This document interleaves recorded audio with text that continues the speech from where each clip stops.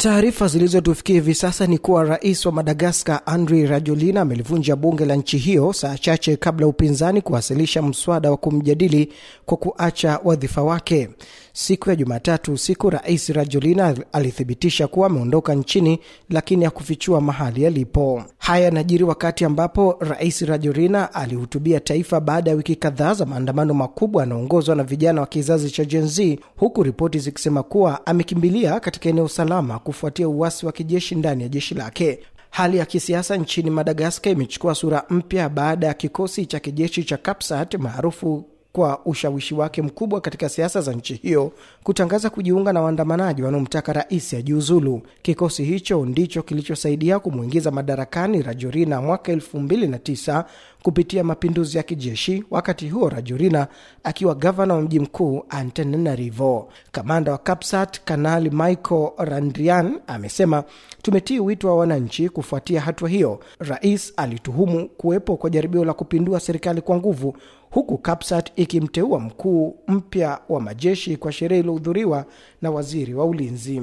Vyombo vya habari vya kimataifa ikiwemo Reuters vimeripoti kuwa rais Rajoelina aliondoka nchini Madagascar kwa ndege ya kijeshi Ufaransa baada ya kupelekwa kwa helikopta hadi uwanja wa ndege wa Saint-Marie. Kiongozi wa upinzani Randi Anoskonko amesema, "Tulizungumza na wafanyakazi wa ikulu na wamethibitisha kuwa rais ameondoka nchini." Rajoelina mwenye umri wa miaka 51 katika hotuba yake ya moja kwa moja kupitia ukurasa wa Facebook wa ikulu alikiri kuwa amejificha katika eneo salama ili kulinda maisha yake bila kufichua alipo. Rais wa Ufaransa Emmanuel Macron akizungumza kutoka mkutano wa kilele nchini Misri alisema kuwa Paris ina wasiwasi mkubwa kuhusu hali ya usalama nchini Madagascar, lakini alikataa kuthibitisha iwapo serikali yake ilihusika katika kumsaidia Rajoelina kutoroka. Huko Antananarivo, maelfu ya waandamanaji wameendelea kujitokeza majiani, wengi wao wakifurahia tetesi za kuondoka kwa rais, wengine wakiungana na wanajeshi wakipita kwa magari ya kivita wakiwa na bendera za taifa na nyimbo za kizalendo.